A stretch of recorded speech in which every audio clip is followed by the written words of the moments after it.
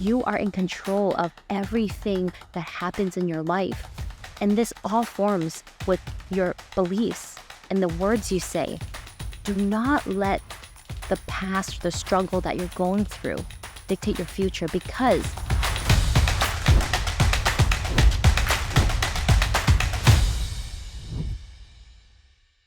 welcome to another episode of the Canadian Dream Podcast. Today I have a guest from Vancouver, BC, with an incredible story. When I heard about her story, I thought, this woman is the Canadian Dream.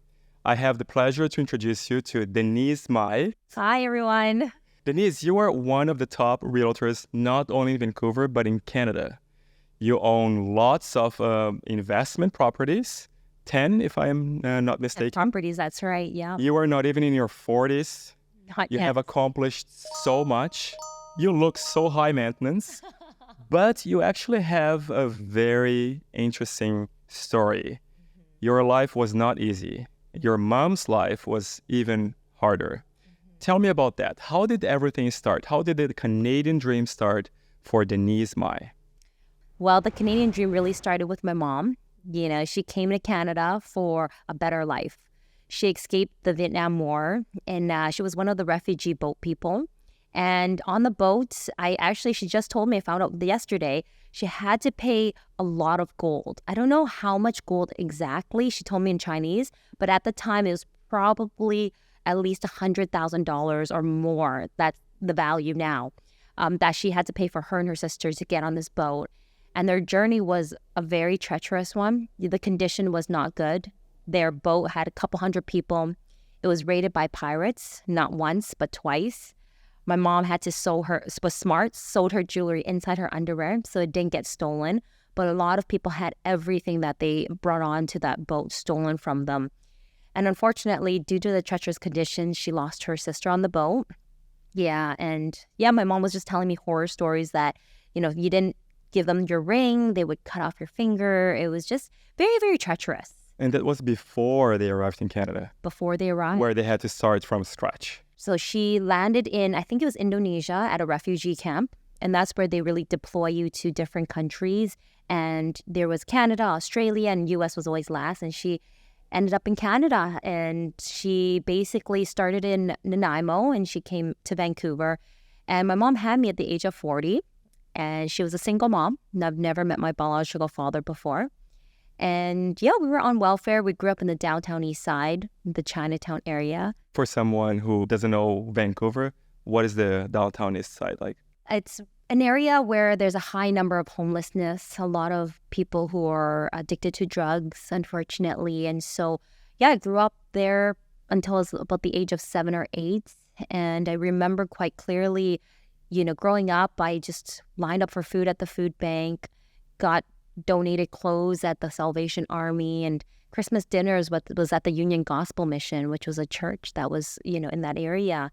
So the odds are stacked against me. And growing up, I knew we were poor, but that was still my world. I still remember being a happy child because I know my mom did the best she could with what she had. And she was just trying to make it on her own in a new country, learning a new language, and having me carrying her, around with her. Were you always this happy? I remember I was a well-behaved child because I knew that it was tough for my mom. So I always was very well-behaved and quiet and shy. And so now I think as I grew older and worked on myself, I've really gained a new level of like self-love and self-worthiness and confidence in who I am. And so now I'm just, very happy and go lucky and very easygoing because, I know where I come from and I'm always humbled by it and very grounded by it. So that's why I always say, like, every day above ground, I'm just so grateful for. Do you remember your mom going through any humiliating situations or any shameful situations? Yes. You might make me cry, but it's okay.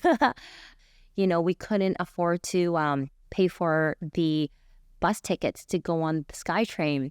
So we would sneak on the SkyTrain or the bus a lot. Or what would we do, actually? I remember what was humiliating. My mom had to look in the garbage to look for old transfers and tickets. And so, as a young child, I was like, aware of that. And a lot of time I would, if I see something on the floor, it was a ticket, I would, help my mom look for it too, right? So, at the time as a child, it's really humiliating because, like, we were looking through the garbage and stuff like that. And I even remember myself, I started working at a very young age. I started working about 8 or 9 because I remember my mom worked once a week at a sandwich factory.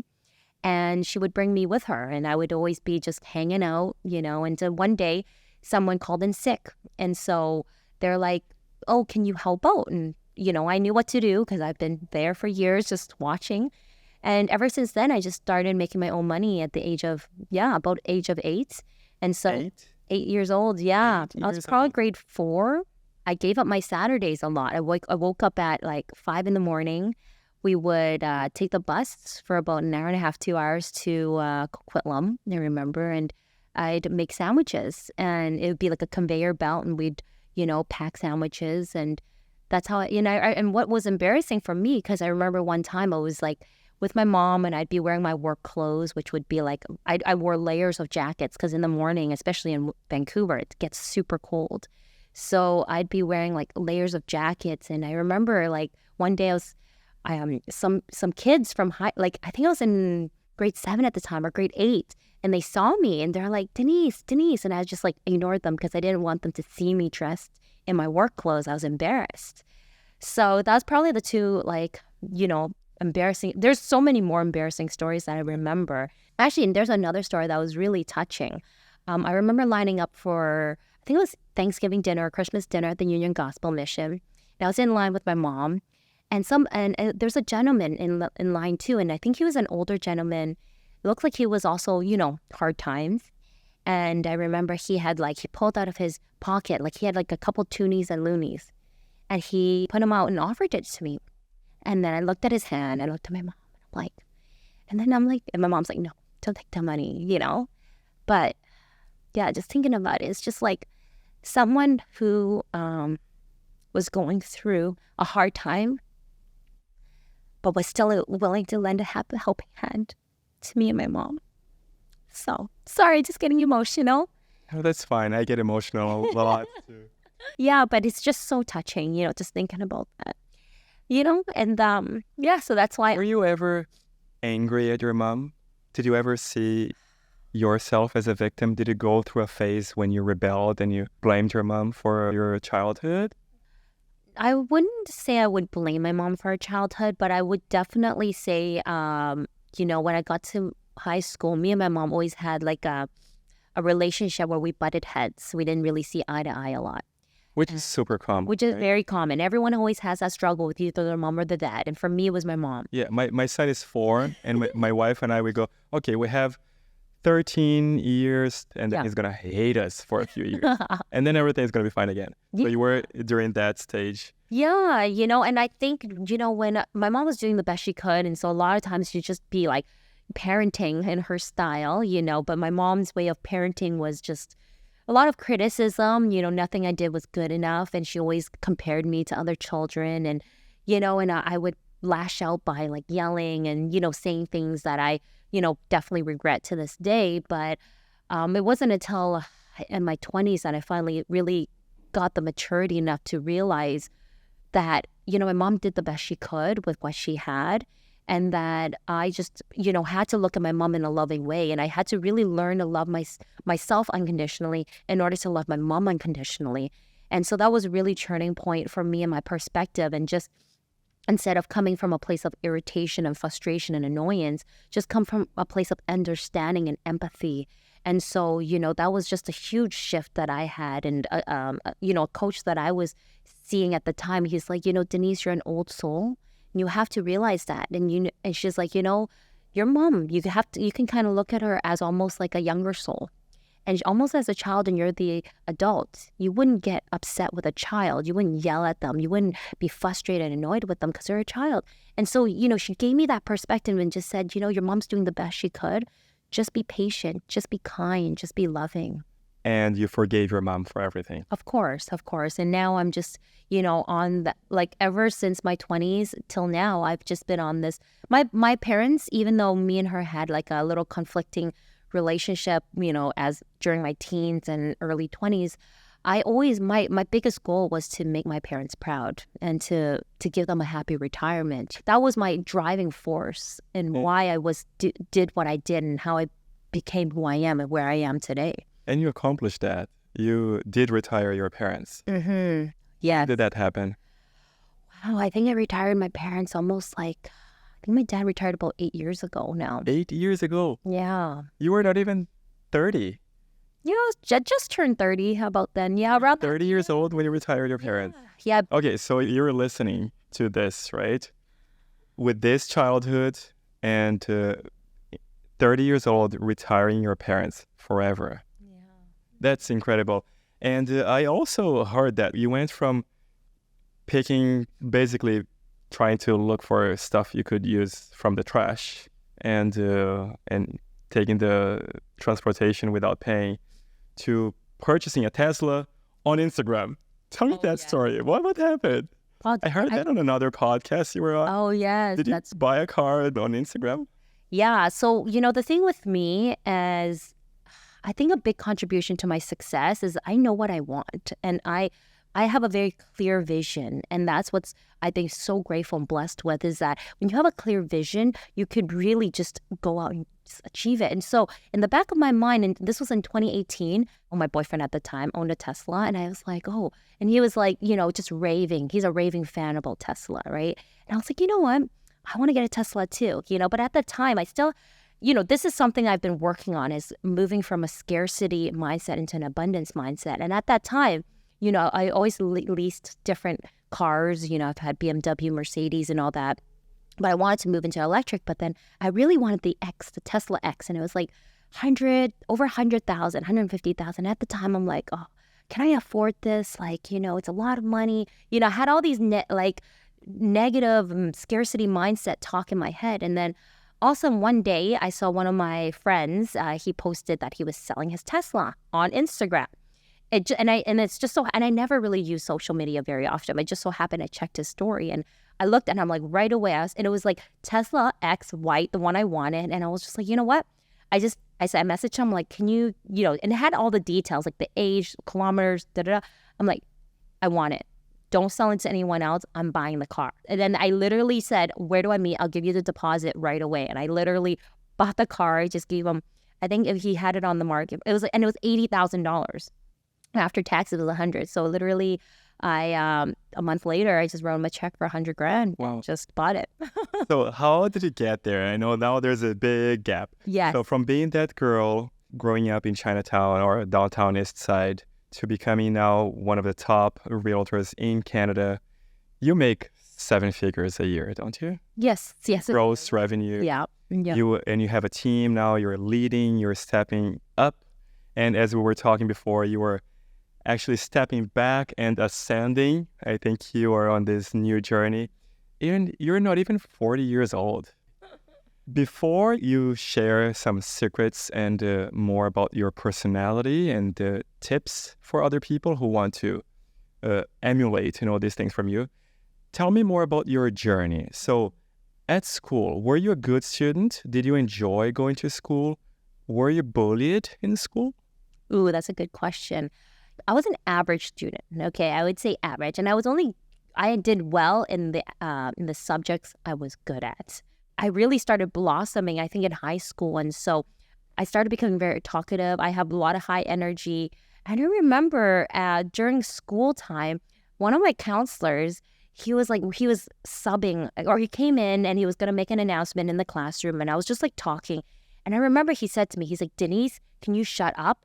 And I was just like caught off guard. I was like, wow. And, there was probably some favoritism I felt in the school. He probably favored the smarter kids. And, I was probably one of the rebellious ones, I kind of skipped school here and there. And yeah, I admit it. I was not. Wait, when you were skipping school, what were you doing?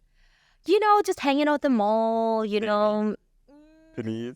Maybe hanging out with boys, doing the high school thing, right?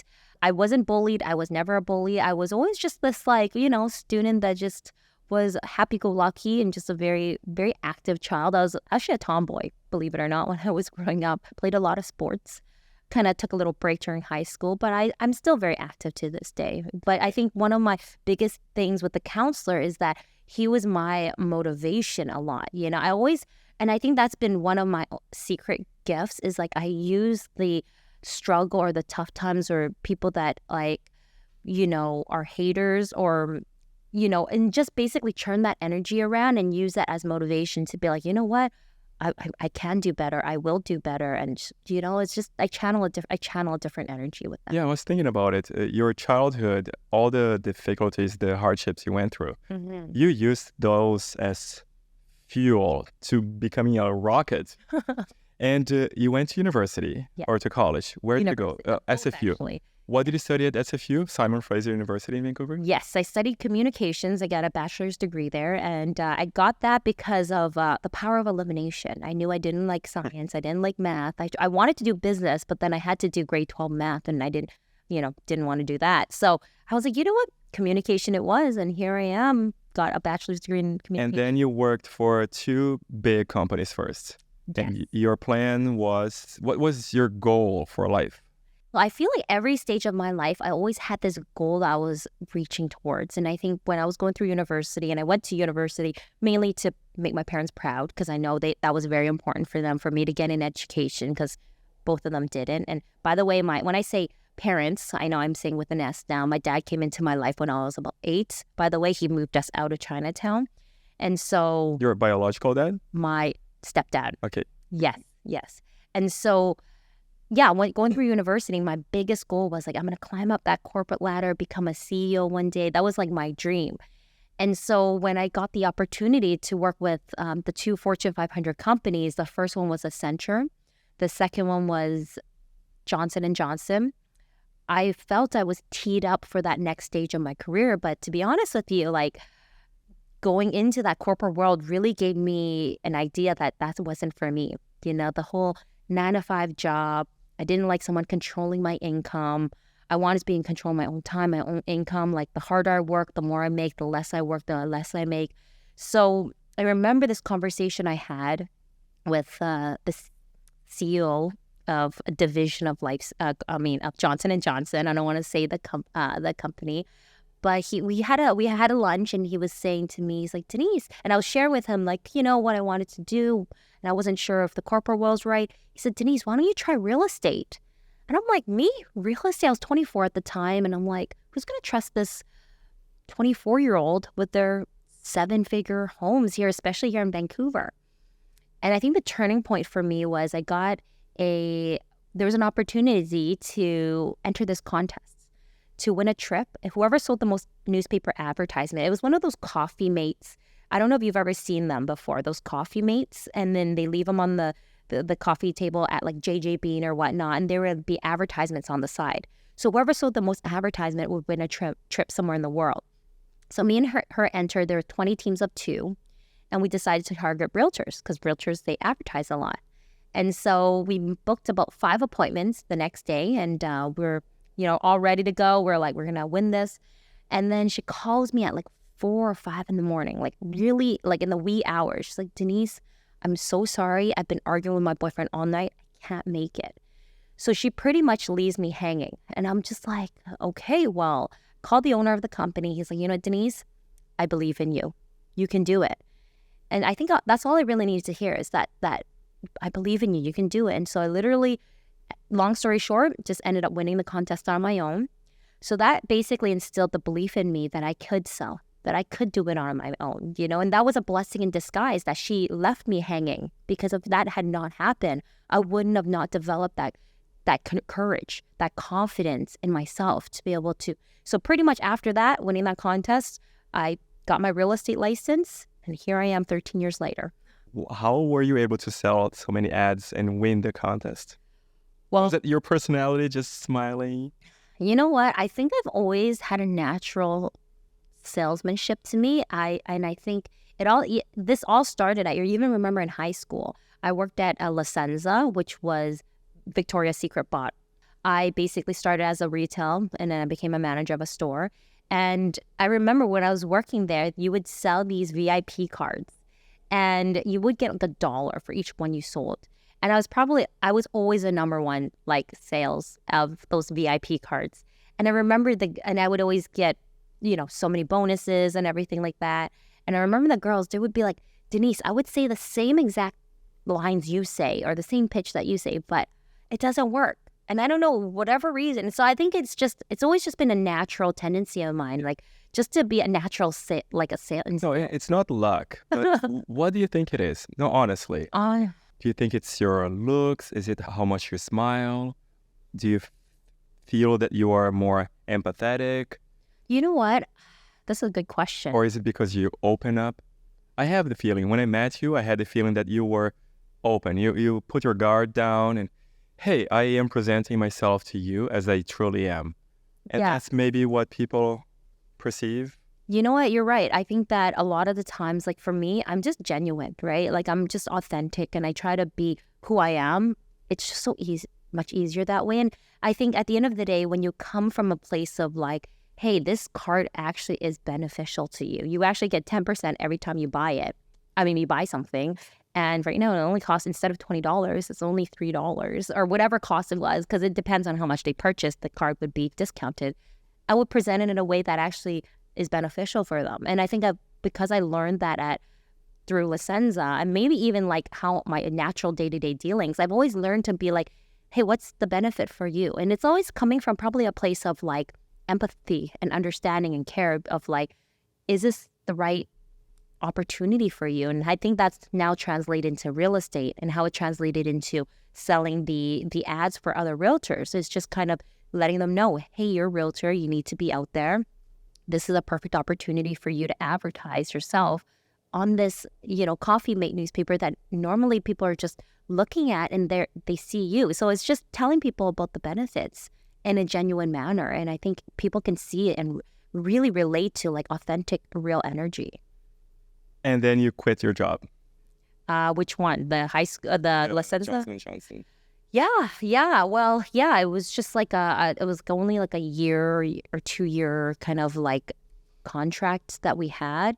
And then I left that and got into real estate and never looked back. And how was that beginning? Real estate is not easy for anybody who is starting. No, it's simple, but it's not easy. And I think there's so many shows out there right now, like Selling Sunset, that everyone sees all the glamour and showing beautiful homes. But in the very beginning, it's such a learning curve. You're learning this whole new industry. You're learning how to sell. You're learning how to do things properly. It was a lot of rejection. This business, you really have to develop a thick skin and be okay with being rejected over and over again, because you're going to get more no's than yes. You're going to hear more door slam, more phone calls being hung up on you than yeses.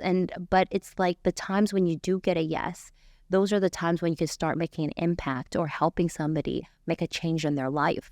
And so it's like I had to learn to really take my emotions out of the business, because if otherwise it'd be an up and down roller coaster. In moments you can have the high of getting an appointment. Then you have the lows of them canceling. You can have the highs of getting a listing, the lows of not selling. What's it like to ride this roller coaster? Can you give me a few examples, not only of your journey, but maybe other realtors that you know that go sometimes months without a listing? How does the income vary for a realtor?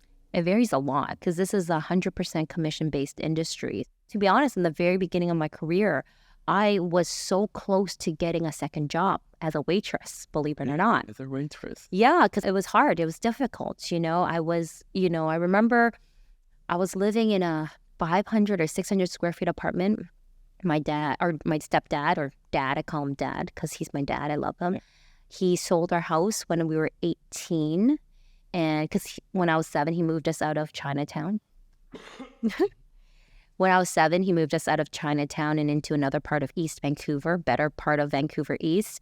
And we bought a house. And then at 18, he sold it. And my mom and dad used to go to the casino a lot. So unfortunately, they gambled that away. Yeah. So we were renting for the last 10 years in this tiny little 2-bedroom apartment. And you were living with them? Yes. In a car that was less than 600 square feet? Yeah.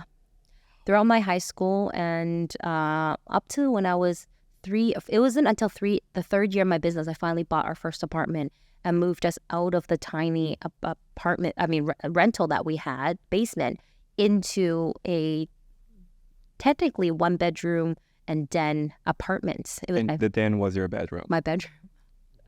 Yeah, I had no windows. 20... I bought that at 28, my first property at 28. Yeah. And then I spent the next 10 years buying one property a year for the last 10 years. Okay, so your first year, we were talking about how the income varies. Yeah. Ever since I was young, I knew I wanted to grow up and be successful. I knew that I didn't want to be poor. I didn't want that for my future family. And I was going to do anything I could to become successful. And so with living in that basement, it was, you're in such a cramped space. I didn't want to be there forever. But it was hard, right? Because I was not making the income I thought I would be making, because obviously now I don't have a steady paycheck. My mom and dad were still kind of supporting me, paying for rent, but they weren't supporting my lifestyle. I still had to pay for that. So that's why I considered getting a second job as a waitress, just to kind of make ends meet. But I'm so grateful I didn't take that plan B option, because if I had that plan B option, it would have slowed down my progress in my career. Well, how was your first year, and then how was your second year? So the first year, it was a lot of learning. And I remember when I first started, I started on a team, and I knew that's something I wanted to do because I wanted to get my feet wet really quickly, have the support system, and just learn from a group of a team environment. That means you were not the main realtor. You were helping another realtor or other realtors? I had a team lead, and I was an agent on that team. And so I mainly I worked with a lot of buyers. For the first 4 years, I only did buyers. I lived in Vancouver, but I remember one year I had this client who was looking out in South Surrey, White Rock. I would drive like everywhere just to service my clients. So every weekend I'd be taking them out to South Surrey, White Rock, driving at least an hour or so every weekend just to show them property. And not only that, like I remember like I sold even like a $10,000 laneway, like a manufactured home. And I remember this was actually the breaking point for me. This was like, I remember the commission was like $400. And I remember I was like, I wanted to ask my team leader, I'm like, so I know, like, can I just, get a little bit more than 50% now? Because I think it was like the third year into the business. And he was like, no, 50-50. And so that's where I left the team and went on my own, because I said, you know what? If he would have even given me like 55%, I might have stayed. But I'm glad he said no. Again, every rejection has been a blessing for me that has moved me to ascend to my next stage of my career or my life. Yeah. So when did the first big transition happen? Oh. How long were you on that team for? I was on the team for 4 years. For the first 4 years, you were getting better, but you were not making much more. No, I was doing 10 to 20 deals a year. I was probably making anywhere between like maybe the first year I was doing like maybe 20,000, if that, to like, like 60, 80, that like it was under that 6-figure. And I remember my biggest goal when I first started was just to make 100,000. If I make 100,000, I'll be so happy. That was like, for me, a lot of money, because I was like, I think, because in my mind, I'm like, doctors make 6 figures. It's so amazing to think back at like where I've come from, right? Because I was just like, always in this scarcity poor mindset where I never thought I would ever make $100,000 in my life. I never thought I would drive a BMW. And I remember the first time I switched my car from a Honda Civic to a BMW. It was big for me. I was like, wow, I'm driving a BMW. But the biggest pivotal step was probably my 5th year of my career. I went from doing 10 to 20 deals to doing like 63 deals that year, making like close to... By yourself? By myself. I had $800,000 that year. And I had one... Wait. Yeah. $800,000? Yeah. So you went from making less than 100,000 to making 800,000 the next year. Yeah. Wow. You know what I'm really interested in? Mm-hmm. I want to know what changed you here. Did you hire a coach? Did you have a conversation with someone? Did you look in the mirror one day and decided to change? What led to you? Because it's not just, I left the group. When we look back, we define the stages of our life Yes. is in such an easier way, right? Oh, and that happened, and that happened, and that happened. But at that moment, Yeah. before that 4th year, Yeah. what was happening? What was cooking? A lot was cooking. You know, my biggest belief, I mean, I had this quote that I lived by for the longest time, and even now, is whatever the mind can conceive and believe it can achieve. You know, so I always had really good clarity and visualization of where I wanted to go, but I also hired a coach.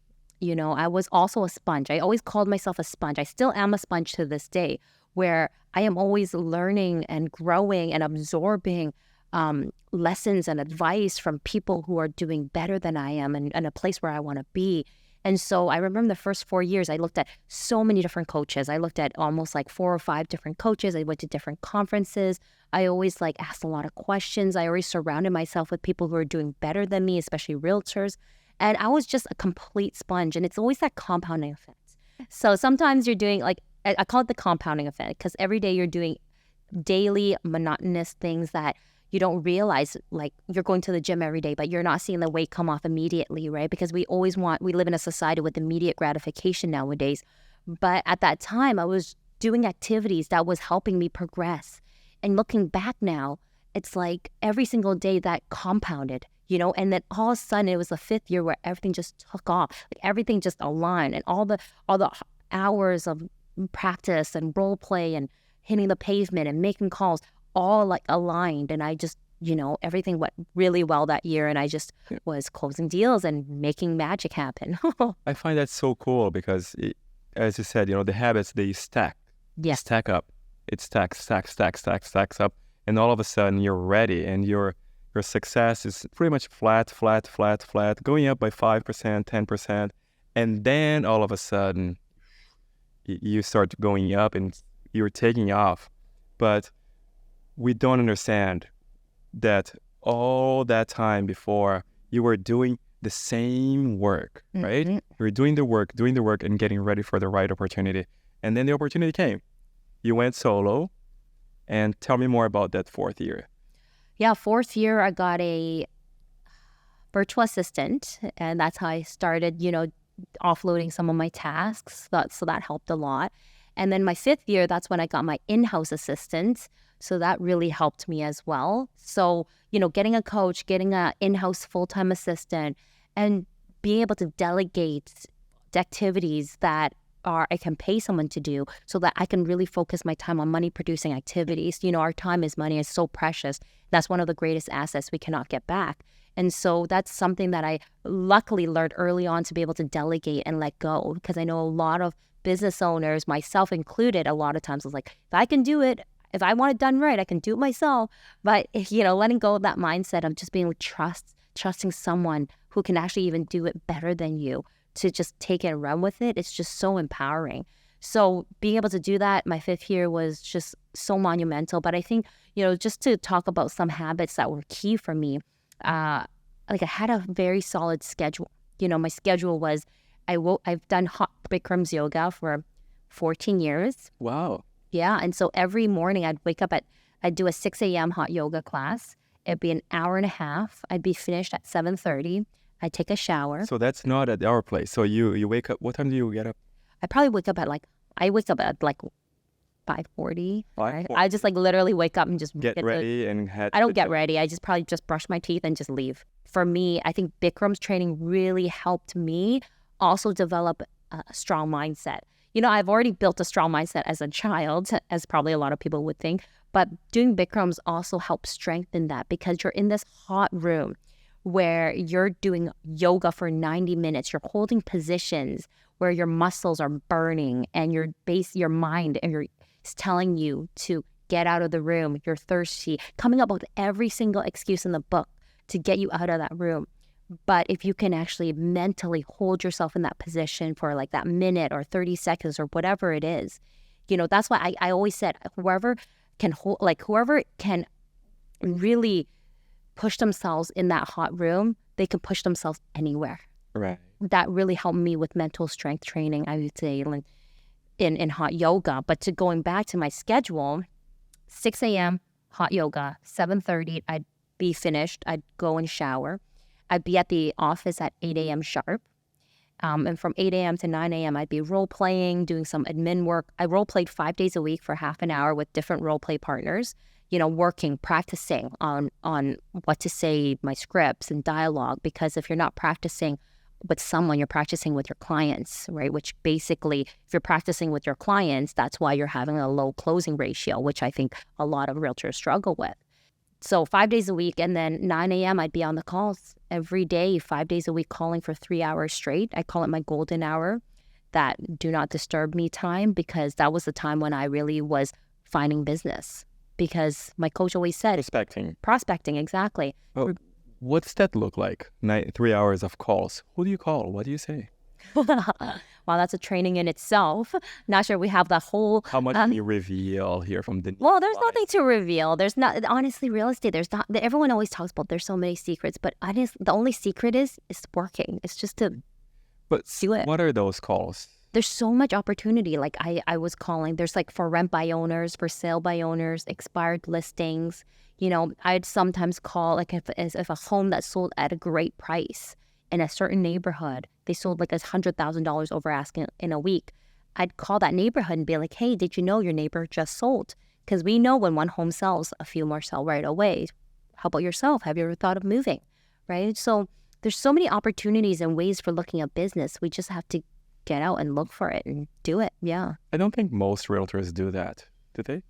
That's why that 80-20 rule. I'm talking to the top 1%. No wonder. Yeah. I guess maybe 90% don't. It's the 80-20 rule, where 80% of the realtors are doing 20% of the business, and the other 20% are doing 80%. It might even be a 90-10 rule in real estate, because you have the Medallion Club, which is the top 10% in Vancouver, but you also have the top 1% club, right? So we're doing what others aren't willing to do, and that's why real estate is simple, but it's not easy, because not everyone's willing to do the hard stuff. And when I say the hard stuff, it's stuff that pushes you out of your comfort zone. That means door knocking. That means picking up the phone. It means handling rejection, facing your fears. Most people would rather stay in their comfort zone and be super comfortable. And I talk about this because this is like a pendulum, right? So a lot of people stay in the middle. But on one side, you have fear, rejection, failure. You have heartbreak. You have sadness. You have depression, right? And on the other side of the pendulum, you have success. You have love. You have wealth. You have everything, right? But most people stay in the middle, which is our comfort zone, right? Because they're so afraid to fail. They're so afraid to get rejected. They're so afraid to get their heart broken again, that they never truly get to experience what true love is, what a successful business looks like, what a successful career looks like, because they're so afraid of failing and rejection and all these negatives that they just stay in the middle, and they stay complacent, they stay stuck, and they don't ever move. And that's very unfortunate. And that's why, for me, I just want to share my story with others, because I'm like, hey, if I can do it, if I can get out of this situation where I was in, where the odds were stacked against me, you can do it too. And just be able to provide that hope and faith and light for others where it might feel dark at the moment. I would love to talk more about your mindset, habits. And you said you repeated a quote from someone. But Napoleon Hill. We're going to get there in a bit. Before that, Denise, I'm really curious. Yes. Let's go back to that fourth year, my favorite. Okay. Your fourth year as a realtor. Yeah. You went from, say, 60, 80,000 a year to 800,000 gross. Okay. Maybe you kept half of it. It might have been 690,000, I think it was. Not 790, 690. So 700,000. Okay. Oh, sorry. 700,000. Okay. But anyways, it's 7 or 8 times more than the previous year. Yeah. I would love to know what you did. What changed that year? Did you move out? Did you buy your first place? Did you start driving a better car? What did you do with that first big income? Oh, what did I do with the money that I made? Yeah. I bought an investment property. Actually, the first investment property I bought was a foreclosure property. And I remember it was $170,000. It was a 1-bedroom apartment in Surrey. And this I bought it without looking, just like the Tesla. I didn't look at it, bought it. the numbers made sense, right? And like it was 170,000 and everything else was being sold at like, I don't know, 250. Great. Yeah, 250. And so I was just like, it's a no-brainer. And I think that's what we have to all think about sometimes. It's just like, as an investor, you just look at the numbers. Does the numbers make sense? Do you see value in it? Is it below market value? I saw value in it. That's why I was able to buy that 170,000 without looking. I made an offer and got it. Did you get a mortgage on it? Of course, Okay, yes. so I you always, just put a down payment. yeah. And what else did you do that year? Did you buy a car? No, I don't believe in, I actually, two things on that note. Number one, I always believe in getting a mortgage because I always believe in leveraging the bank's money. I wouldn't put down. Kiyosaki. Yes. And that's a book that also changed a lot of my mindset and how I perceived the world because I knew my mom was unfortunately the poor mom and I wanted to be with a rich mindset, right? And so going back, well, Which is the case for most people. most people. Yeah, I see also around me people that I grew up with or that I have met more recently. Most of them do not understand what money really is and how it works. And that's what is actually pushing them back. It's not the willingness to work hard. It's understanding what leverage is Exactly. and what money is when it's just being printed out. But sorry for getting you a little bit off track. I'm so excited here. So Denise, you bought a property and you were explaining what you think about cars. Oh, yeah. I knew for me personally, I leased cars because it was a write-off for me. It was a business expense. So it wouldn't make sense for me to buy a car outright unless I know I did it with the Tesla because with the Tesla, I saw this car as my, like, I can drive probably for a long time. You know, I saw it as my future family souped up van, actually, to be honest. That's why I bought the Tesla X because I love the doors. I thought, hey, when I have kids, the kids can just run in and I just like pick them up and just close the doors and we'll be going. Okay, so you didn't buy a car, you bought an investment property. The first property I bought was for me and my parents. So we still live together. I bought my second property, which was the investment property, which was the foreclosure in Surrey. And then I put a down payment for a pre-sale for a third property. And that's the property that I moved my parents into now, which is a brand new building that was just built, I think, 5-6 years ago now. So yeah, I just mainly invested a lot of my money in real estate. So when you started making more money, you started investing right away. Oh, yeah, right away. Because Robert Kiyosaki, Rich Dad, Poor Dad, like I knew that I wanted to be an investor and I wanted to get my money to work for me. Yeah. And so that's what I've always been doing. And now that's how I've built my real estate portfolio, slowly but surely. So tell me about your portfolio, whatever you want to disclose. Yeah, I'm very open and candid. There's many haters out there. It's okay. Haters gonna hate. They can keep drinking haterade. I say join the fan club because at the end of the day, success can make the noise, right? I really like that you actually do invest in real estate because there are realtors that don't get commissions, they buy and sell, and they see all those opportunities and they don't get into anything or very little. But you actually have a lot of investment properties, right? Yes. What is the idea behind those investments? Yeah, it's just, for me, it's a no-brainer. Like buying an investment property, like for example, the one that I bought, let's say the 170,000, I had a mortgage, right? And I have a renter in there. So the property gets paid down by my renter, but the appreciation keeps going up. So as time goes by, which is what real estate is, it's a long-term investment game. The longer time goes by, your profit margin is just getting wider and wider. And, and I know that a lot of people are scared to invest in real estate. And trust me, I was too, right? But you have to sometimes just take that leap of faith and trust and know that you have a professional, knowledgeable realtor or someone you trust who's giving you knowledgeable advice that they also have done, right? Yeah. This is something key because a lot of people take advice from the wrong people. Somebody that hasn't done it before, they're just giving their opinion. They're not giving advice. Those are two very separate things. Sometimes you just have to take that leap of faith and trust that, hey, if the numbers make sense and you see the future value go up and there's appreciation opportunity here, just make that investment. Because what else are you going to do with that extra $40,000 or $50,000. Let it sit in a bank and let it depreciate. Jeez. Yes, yeah. And do you actually always buy properties that are cash flow positive or not necessarily? Good question. I usually tend to yes. But there are times like when I bought, let me think of there. Oh, Of course, for your actually, parents, it's a different story. yeah, you know what? It was my current house that I'm in, my principal residence is not cash flow positive, Oh, you right? live in it. I live in it, right? So those are probably the only situations where I say, no, I don't, it's not cash flow positive. But most of the time, I always want to find cash flow properties just because in the long run, you're going to be ahead. Yeah. Since we're talking about real estate, you have such an interesting story. I want to talk more about you and now the tips and habits and the mindset. But now that we shifted a little bit to real estate, what are the, let's say, 2 or 3 things that immigrants might not know about real estate in Canada?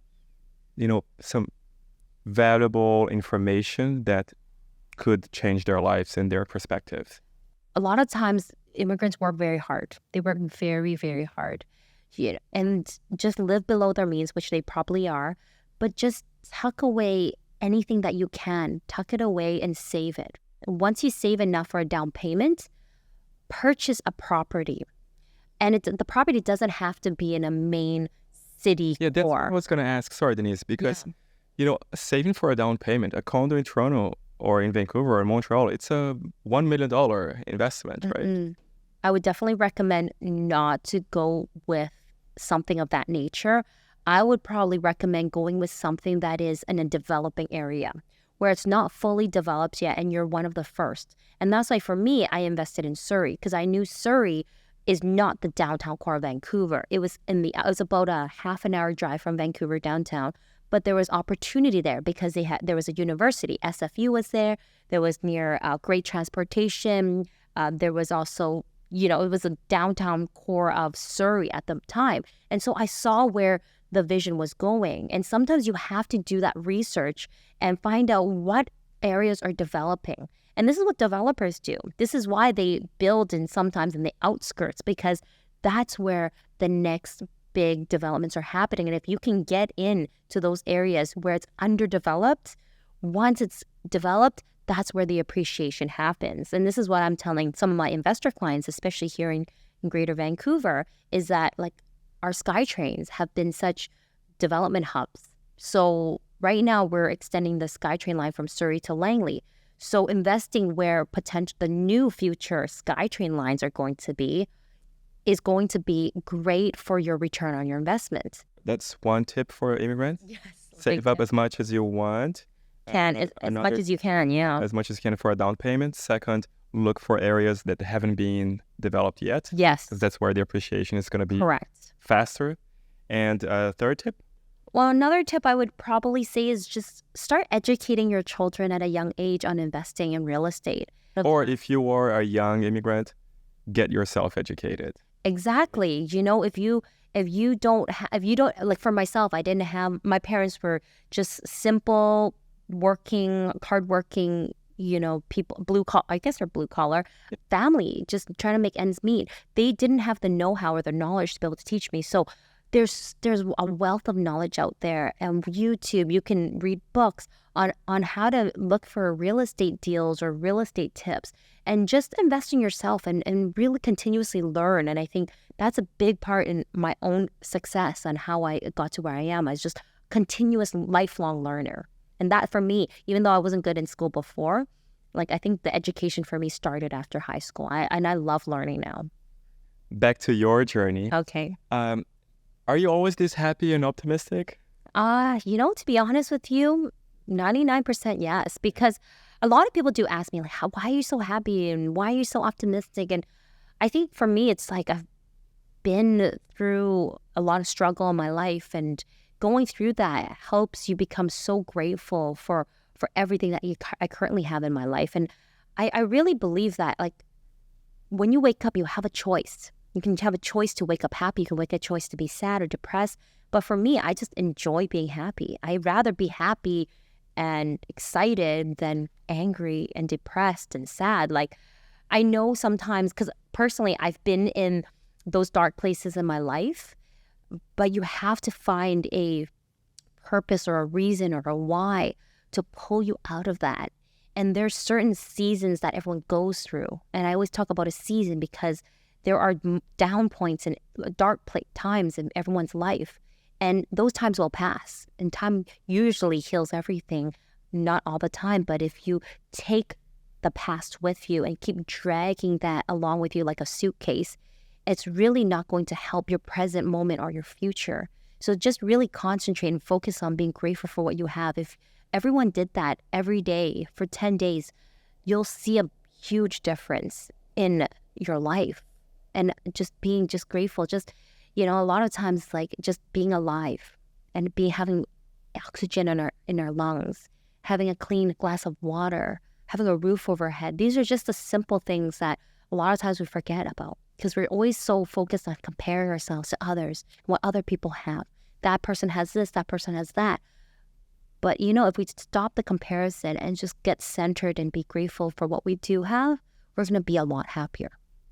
But I know there's days or there's moments when things are not easy for you. Mm-hmm. Where do you take the motivation from and the strength? Where does that come from to go, from the downs back to the ups in your life? Growing up with a lot of struggle, a lot of stress, it's allowed me to really be humbled and grounded and grateful for everything that I do have in my life.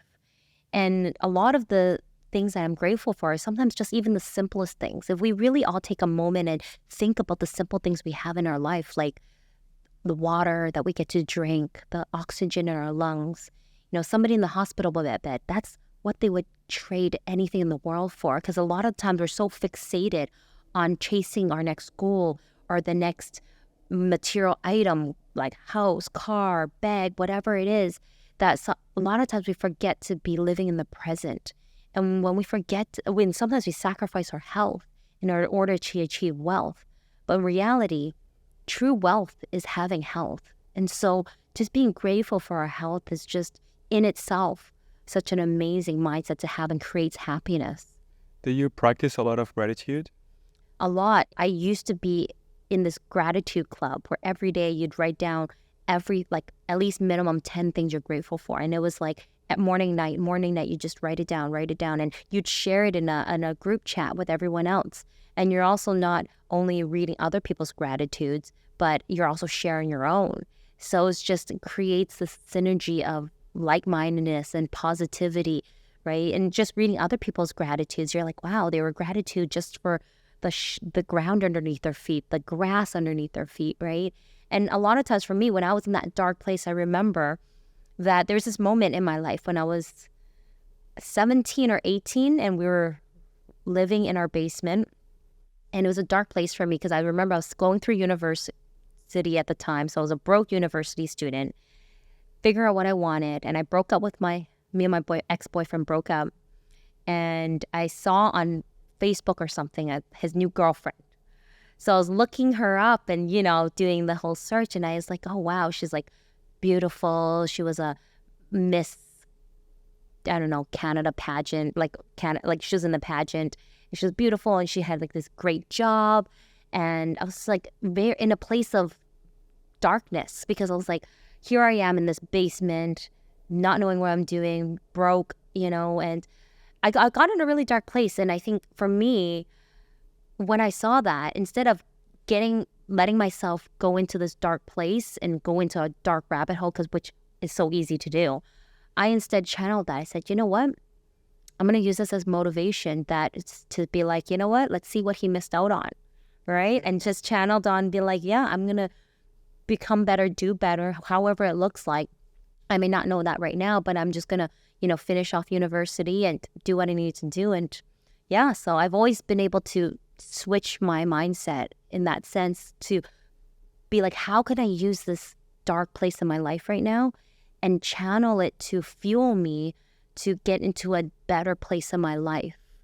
So for you to have come this far from that childhood in that area with all the drug addiction and homelessness in Vancouver to now becoming one of the top realtors in Canada, I would say the main asset that you have is your mindset. Mm-hmm. What is the secret for that mindset of yours? Well, I would say I'm a big believer in quotes, and there's a quote that I live by Mahatma Gandhi. Your beliefs become your thoughts. Your thoughts become your words. Your words become your actions. Your actions become your habits. Your habits become your values, and your values become your destiny. So I'm such a big believer in this because where I grew up and how I grew up, like a lot of people would say the odds are stacked against me. But that's why I just want to tell everybody that no matter where you are in your life, it doesn't dictate your future or your destiny. You are in control of everything that happens in your life. And this all forms with your beliefs and the words you say.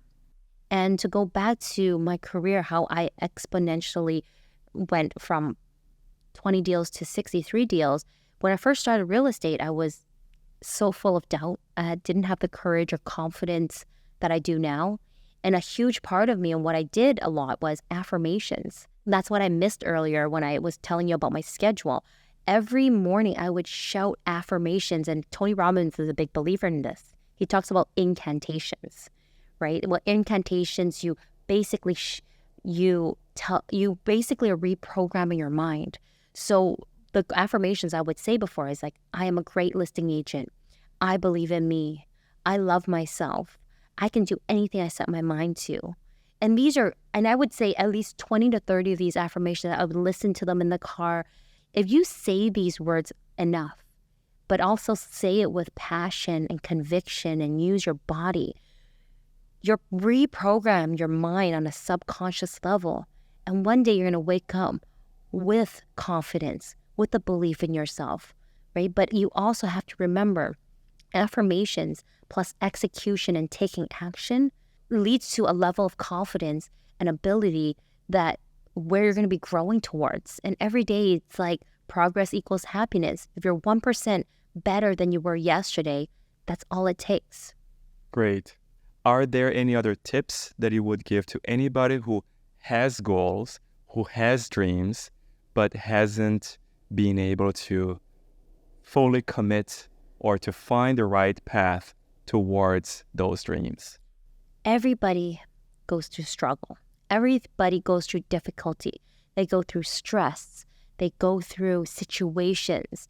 And do not let the past, the struggle that you're going through dictate your future, because the struggle that you're going through now is building the strength in you that you're going to need as you develop and grow and become the best version of yourself. And soon, one day, it's going to be the story and the legacy you're leaving behind. And so that's my biggest piece of advice, is that just find a deeper purpose. Like my deep purpose was to give my mom and dad a happy retirement. That pushed me to new levels that sometimes I didn't want to go to, because it's so easy to quit. That's the thing with society now. It's so easy to give up and quit than to keep going, than to continue pushing yourself. But if you just continuously pursue your passion and work hard, it's going to pay off one day. And I promise you, it's going to be worth it. Wonderful. Denise, what is your next big dream? Okay, well, my next biggest dream is, I'm getting married next week. So everybody watching this or listening to this, I'm sorry. She is already married in 2 weeks. Yes.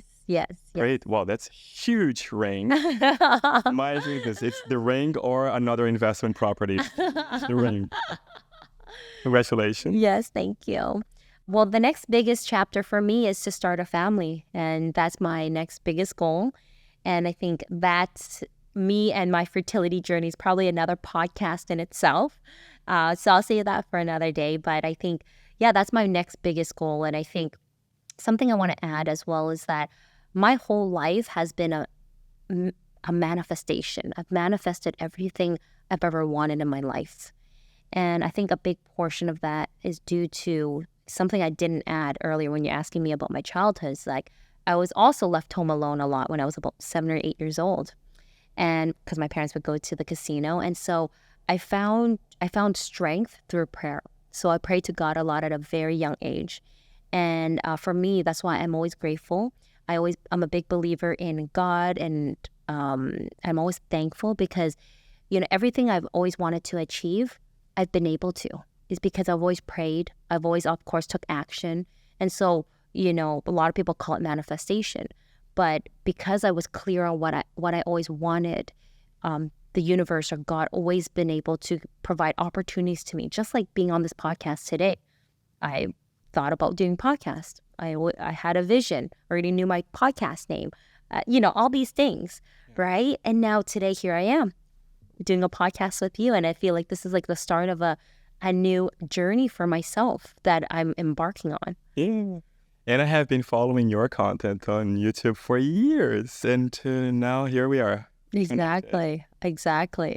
Great. Denise, thank you so much for being here. Thank you for sharing these more intimate things as well. Where can other people have the pleasure to meet you? How can they contact you? Well, I'm across all social media platforms. I have Instagram, which is Denise Mai _real estate, or Denise Mai official as well. I'm also on Facebook. I also have YouTube. Just Google Denise Mai. You'll be able to find me easily. Yeah, we're going to put these links in the video description. Perfect. Thank you. But also, do you mentor anybody? Do you coach anybody? For anybody who wants to follow your footsteps and maybe even become a realtor, should they also get in touch with you? Absolutely. I am now in a place in my life where I really want to give back and serve and be able to share the advice and knowledge that I've been given. And, I always believe in giving back. So yeah, if there's any realtors or anybody who's interested in learning more about real estate, whether you're buying or selling, or a realtor who wants to find a great mentor, I am a success coach as well. So I do have a team that I'm mentoring and coaching of 8 agents, but we're always looking for amazing individuals we can collaborate with as well. Great. Thank you so much, Denise. Thank you so much. Thank you for having me. It's such an honor to be here and be able to share my story with you all. And yeah, super grateful. And thank you for listening to this episode. If you are watching it on YouTube, remember to click on like, subscribe, and share this video with anybody who would be interested in learning more about Denise's journey like you did. Thank you, and I will see you on the next episode.